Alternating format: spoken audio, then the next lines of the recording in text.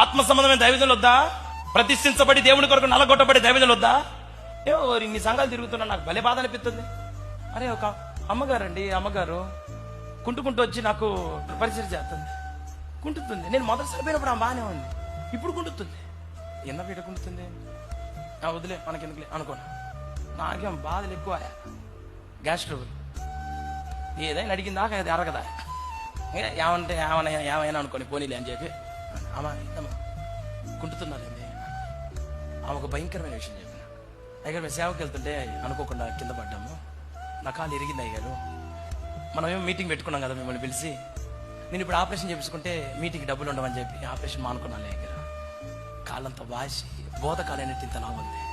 ఇట్లా లేబట్టి ఎత్తేసుకుంటే ఇట్లా నడుచుకుంటా ఉన్నాము. చస్తున్నారు సేవ కోసం. ఆత్మ సంబంధమైన దైవజనులు మా ప్రాంతాలకి రావాలి, ఆ దైవజనులు మాట్లాడాలి, మా సంఘం బలపరచబడాలని. వాళ్ళ ఆరోగ్యాలని లెక్క చేయకుండా కష్టపడుతున్న తరం ఒక పక్కన, అసలు దైవజనుడు ఎవరో నిర్వచనం తెలియకుండా భక్తి చేస్తున్న తరం ఇంకొక పక్కన. ఆ రోజున యేసయ్యే నిలబడితే యేసును కోరుకోలే ఈ లోకంలో ఉన్న ప్రజలు, ఈ కాలంలో కూడా ప్రతిష్ఠించబడిన దైవజనులు ఎవరో, భారము కలిగిన దైవజనులు ఎవరో, బాధ్యతాయుక్తంగా పనిచేస్తున్న వాళ్ళు ఎవరో అర్థం కావట్లేదు. నామకార్థంగా ఉన్న సంఘాలలో ఆ పాస్టర్ గారు పట్టించుకొని పని లేకుండా భోజనాలకు ఒకటి స్పాన్సర్ అంట, పట్టాలకు ఒకటి స్పాన్సర్ అంట, మైకులకు ఒకటి స్పాన్సర్, లైట్కి ఒక స్పాన్సర్, ఆరుకో స్పాన్సర్, ఈడుకో స్పాన్సర్.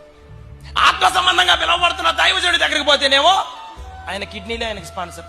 ఆయనకున్న కిడ్నీని ఇడ్లీలాగా అమ్ముకోవాలి. ఇప్పుడు ఒక్కడు సహకరించడు. అయ్యగారులు చచ్చిపోతుంటే, అయ్యగారు నలగొట్టబడుతుంటే, అయ్యగారు భారంతో నింపబడుతుంటే, మీ సేవకులతో కలిసి శ్రమ పడగలిగినటువంటి పిల్లలుగా మీరు ఎదుగుదురు కాక ఈ నామంలో.